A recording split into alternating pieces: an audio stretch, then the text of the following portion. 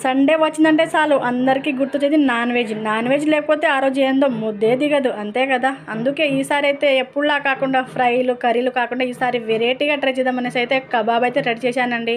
బాబా ఎంత టేస్ట్ అంటే చాలా అదరగొట్టేశాను, అందరి మార్కులు అయితే కొట్టేశాను. సో నాలాగా మీరు కొట్టేయాలి కదా మార్కులు. అందుకే వీడియో అయితే ఈసారి అయితే నేను షూట్ చేయలేదు, ఎందుకంటే నేను చేసేది ఫస్ట్ కదా, మళ్ళీ వాళ్ళకు చెప్పేసి ఎందుకు బోల్తా కొట్టేయడం అనేసి నేనైతే వీడియో షూట్ చేయలేదు. సో టేస్ట్ చూసిన తర్వాత మీతో అయితే షేర్ చేసుకోవాలనేసి అనిపించింది. సో ఇక్కడైతే ఎలా కాలుస్తున్నానో అదే చూపించాను, కానీ దాని ప్రాసెస్ ఏంటిదైతే నేను నెక్స్ట్ వీడియో షూట్ చేసి క్లియర్గా మీకు పెడతాను. స్కిప్ చేయకుండా ఆ వీడియో చూసేసి మీరైతే ట్రై చేయండి.